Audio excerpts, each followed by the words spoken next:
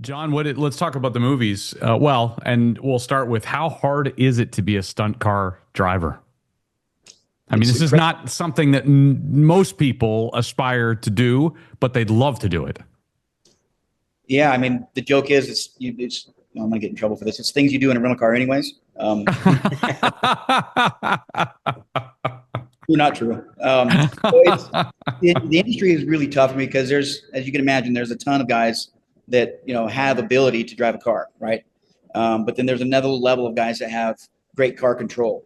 Guys like Tanner Faust, amazing car control.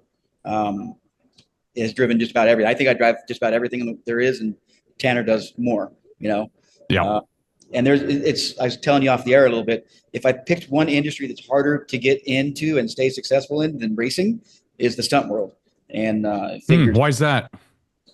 because there's so many drivers out there, and there's so fewer spots, right? And the directors and the stunt coordinators like to try and keep a core group of people together because everybody else's idiosyncrasies, right? So like when we're doing a scene, we'll literally walk through a scene, and everybody's you're here. At this call on the mic, you do this, you do that. If something goes wrong, here's my out, here's my out. So at all times, you know where everybody's at around you. You know what they're going to do in case things go bad. So Hmm. we prepare more for if things go bad than it actually prepare for things going well. Does CGI, AI, green screens, do they take a lot of that away? Yeah, I mean, I was talking about this the other day actually. The Ferrari movie was great. I thought Michael Mann Ferrari. Um, the one thing that everybody is kind of bummed out about is the crash sequence. Hmm. And then the gentleman lost control of the car, and they CGI'd it into a telephone pole. The crash itself was amazing. If they were just shot and left the crash itself in, we had these mannequins that were jelly filled mannequins. And when I tell you that crash happened, and when we were able to go out and look at it, it was like a war zone. It was amazingly horrific. If they would have just done that and tried not to take it over the top, I think that movie would have been 100% for everybody. But the CGI stuff just never really comes off well when you're talking about a high speed vehicle. It's hard to replicate. What was that like to shoot that movie? I know parts of it were done in Georgia. It's not all done in France. Most of it's not done in France. But what was it like? I know you told a story recently about the producers and the directors shutting down a certain stretch of highway that was near some homes, and you're racing at 3 o'clock in the morning, and people are getting really upset that you're doing that in rural Georgia. But what was the rest of it like? The Ford versus Ferrari, yeah, we shot that Ford out. versus Ferrari, yeah. Yeah, Statesville on this little old road out there. We shot some of it in Savannah there's the track across a little island over there that was supposed to be an Indy Lights track. So we shot that. That was a lot of the sequence. The house corner was at the track in Statesville. Yep. Sorry, Savannah. So in that road we had this 4 mile stretch of open country road, and literally we had to have sheriffs at every driveway because these people that were living there were not happy with us racing up and down the road at 3 o'clock in the morning with 9 cars that were full straight pipe, louder than heck. We had some interesting run-ins with some locals, but it was amazing and stuff you could never really, replicate. They may have been talking French to you, just not really English, right? It was a little bit of brackish, yeah. So yeah, I mean, we shot most of that in the first scene. Obviously, was in Willow Springs. That was pretty cool.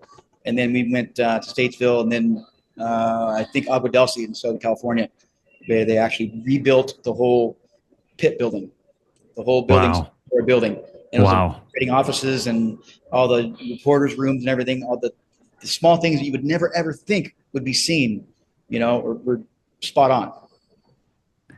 You've done some interesting stuff, met some interesting people. You're around Vin Diesel. You've been around Matt Damon, right?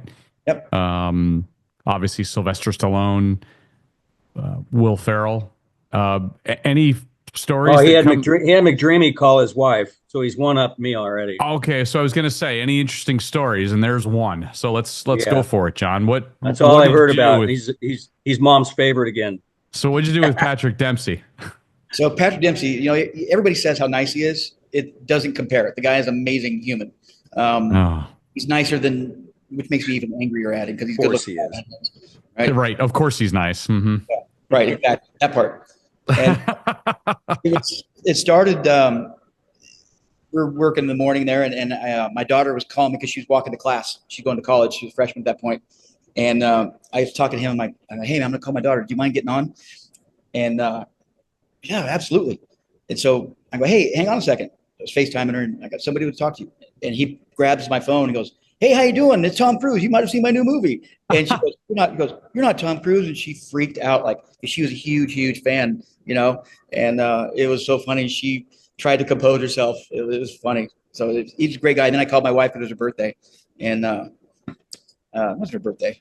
Oh, dang, I got that date wrong again. That was probably your anniversary. Yeah, it was. Actually, it was my anniversary. So There you go. spoke to her. And thanks. How are you? Yeah, no problem. He got on the phone, was really, really nice with her. And guy's just amazing person. And it was funny. Out there to Italy, he's like, you know what? If this car is moving, I want to be in it. Because he had a stunt double, right? It was actually Paul Dallenbach fan, his amazing race lineage.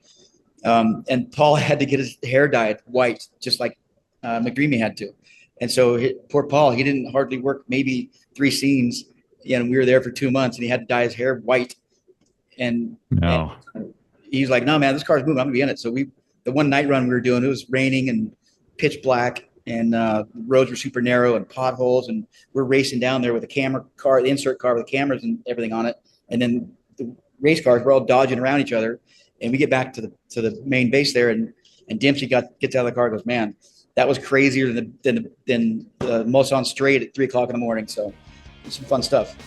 You said in filmmaking, like so many other jobs, time is money, and a stunt driver who can't deliver on demand won't find a lot of work. You also said you never want to crash a car until the script calls for it, right? Yeah, don't do anything for free.